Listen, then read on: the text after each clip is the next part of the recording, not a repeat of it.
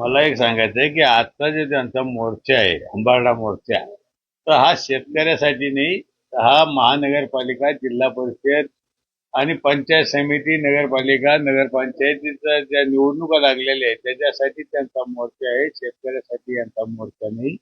शेतकऱ्याला जी काही मदत करायची ती महायुती सरकारनं 32,000 कोटी हे जाहीर केलेले आहे.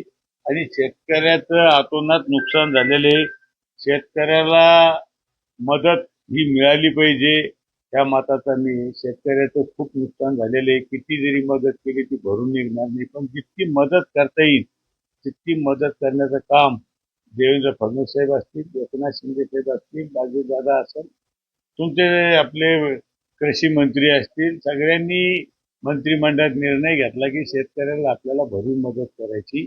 आणि मला तरी असं वाटतं की याच्यामध्ये राजकारण नको, तर शेतकऱ्याला सगळे मिळून आपण मदत केली पाहिजे ह्या मताचा मी.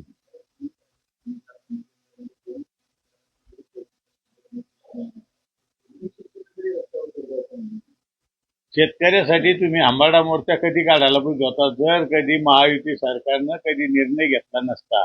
महायुती सरकारनं सांगितलं की आम्ही हेक्टरी फळबागाला किती देणार, जिरायतीला आम्ही किती देणार, हंगामी बागायचं किती देणार, विहिरीसाठी किती देणार, एखादं जनावर बघायला असेल त्याच्यासाठी किती देणार, हे सगळं सरकारने जाहीर केलं.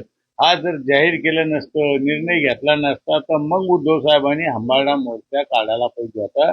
मग आम्ही साईडला असतो. शेतकऱ्यासाठी हे रस्त्यावर उतरले, हे शेतकऱ्यासाठी नाही उतरले, तर हे आता स्थानिक स्वराज्याच्या संस्थेच्या निवडणूक आहे याच्यासाठी रस्त्यावर उतरलेले. आणि आज शेतकरी येणार नाही, त्यांचे कार्यकर्ते येतील, शेतकरी कोणीही याच्यामध्ये सामील होणार.